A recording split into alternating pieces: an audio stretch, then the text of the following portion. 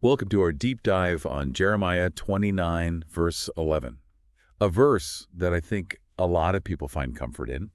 It's one that we're going to be exploring today through an episode from the podcast Wisdom of Naive Minds. Yeah, episode 9. Of their Rediscover series. Right. Where they break down this verse, which is, "For I know the plans I have for you, declares the Lord, plans to prosper you and not to harm you, plans to give you hope and a future." You know, I think one of the things that the podcast does really well is to take us right to the historical context. Mm-hmm. The Babylonian exile, right? I mean, just imagine being ripped from everything that you know, your home, your culture, your identity, everything, and forced to live in a foreign land. Yeah. Feeling displaced. Lost and hopeless, a lot of uncertainty. I mean, for the Israelites, this was a brutal reality. Yeah. And it's something I think that we can relate to today on some level. For sure. I think there's a lot of parallels. Yeah, that feeling of like not knowing where you fit in, maybe in your job or your family or like the bigger picture. Yeah. Yeah. You know, in the midst of all this, the podcast points out that Jeremiah 29 was basically a letter. Okay. A letter from God to his people. A letter from God. To those in exile. This message of reassurance, right? Like, hey, I see you. I haven't forgotten about you. I'm still here. Mm-hmm. Which is something I think we all need to be reminded of sometimes. Yeah. Especially when we're going through a tough time. Oh, yeah. It's so easy to just think that God's forgotten about us. Yeah, to feel alone, like we're on our own. Yeah, and the podcast breaks this whole verse down into a few key parts. Yes. Which I think is helpful for understanding. It is. The first part being, "For I know the plans I have for you." Mm-hmm. And the emphasis here, I think, is on know. This goes way beyond just like a general knowledge or awareness of us. Right. It's God saying, hey, I'm personally invested in your life. There Yeah. is an intentionality behind your existence. It's a direct counter to that feeling of being random or insignificant that we might experience sometimes. Right. And thinking about the Israelites in exile, they must have been thinking, what's next? What's the plan? What do we do now? Exactly. Feeling lost and disconnected from any kind of future. And yet you have God saying, I have a plan. You're not forgotten. Right. You're still part of the story. We're still part of the story. Okay. So he's saying he has a plan for us. Not just any plan, right? Yeah. He says it's a plan to prosper you and not to harm you. What does that even mean, to prosper? Well, that's where it gets really interesting. The podcast really challenges us to think about prosperity more holistically, to think beyond just financial success. Right. Because when we hear prosper, we often think of money. Yeah. And that's not necessarily what this verse is talking about. Exactly. In fact, the Hebrew word that is translated as prosper is shalom. Okay. Shalom. Yeah. And shalom has a much broader meaning. It carries this idea of peace, of well-being, of completeness. So a flourishing that touches every aspect of our lives, not just our bank accounts. Right. So it's like God is saying, hey, don't worry about what you don't have. Well, I'm taking care of you. Yeah, I've got your back. It's like saying those bumps in the road, they're part of the adventure. They're part of the journey. Don't get discouraged. It's a reminder that God's vision for our lives is much grander than we can imagine. Mm-hmm. It includes growth, learning, and the resilience that comes from facing challenges. It's about becoming whole, not just wealthy.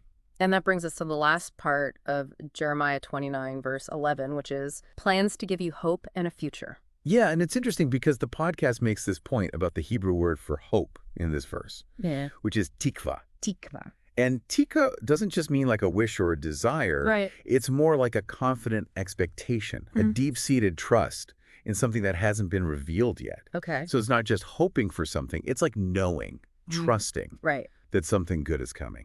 And you know what's so fascinating about that is that this tikka, this, like you said, confident expectation, isn't something we have to go find. Right. It's already inside of us. Yeah, it's like it's woven into the fabric of our being. It's part of who we are. Like that saying, this too shall pass. Mm-hmm.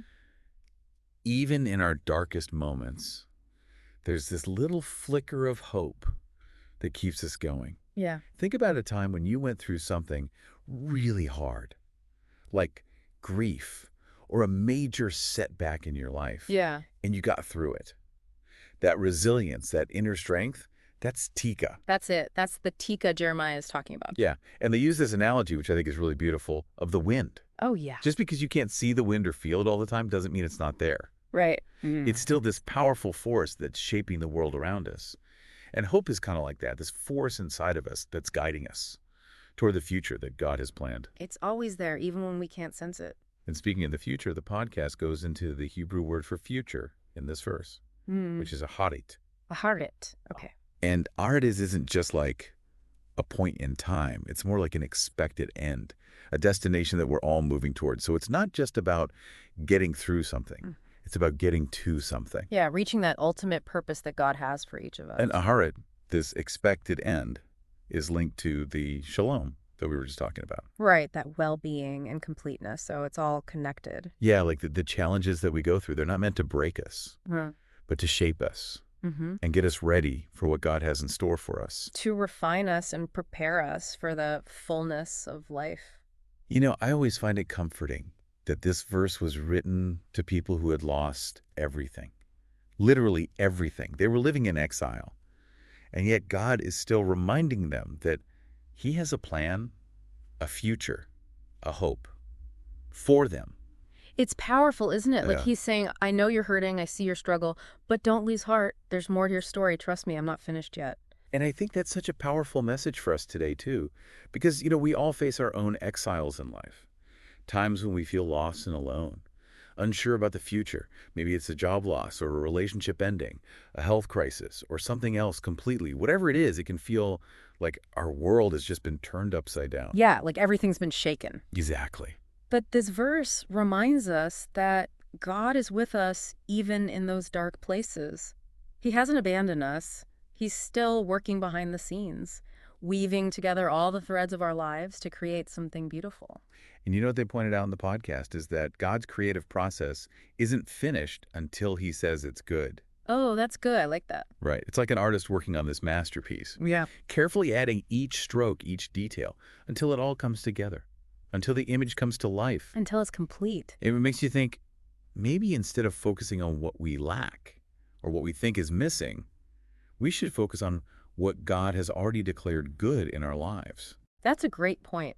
What if we start each day with just gratitude in our hearts, acknowledging the blessings that we so often take for granted? Mm-hmm. You know, I think that would really change our perspective. Yeah. Because when we shift our focus from that scarcity to abundance, from fear to gratitude, we start to see the good that God is already creating, Yeah. even in the midst of all the messiness. So what does all of this mean for the listener today? Well, if you're going through something right now, if you're facing challenges, feeling lost or uncertain about the future, just remember Jeremiah 29, verse 11. Remember that God has a plan for you, a plan that includes hope and a future, a plan that ultimately is for your good, Yeah. for your benefit. And something I found really interesting that they said was that we shouldn't just read this verse passively, but really hear it as like this personal declaration from God.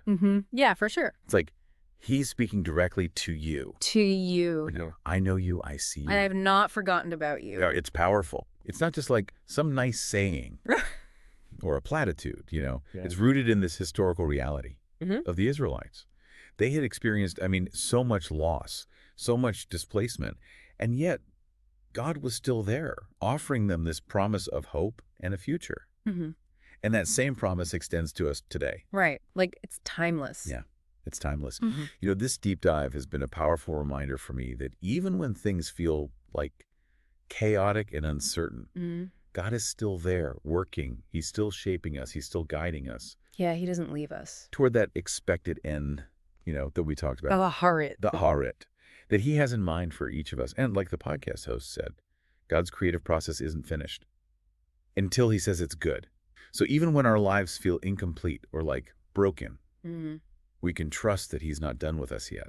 That's a good word. Yeah. He's not done. He's not finished. And maybe instead of focusing on what we don't have or what's wrong, we should focus on what God has already said is good in our lives. Yeah. What if we started each day with just like gratitude, you know, acknowledging all the good things? Yeah, I think that's a great place to start. Yeah. Because when we shift our focus from that scarcity to abundance, from fear to gratitude, I think that's when we really start to see the good that God is creating in us, you know, even in the midst of the mess. Yeah.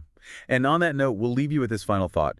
If God's plan for us is shalom, you know, that wholeness, that well-being, that completeness that we talked about, then maybe our role is just trust the process embrace the journey, Hmm. and allow Him to shape us into the people that He created us to be. Thanks for joining us on this deep dive into Jeremiah 29, verse 11. Until next time, keep seeking, keep learning, and keep trusting in the one who holds your future.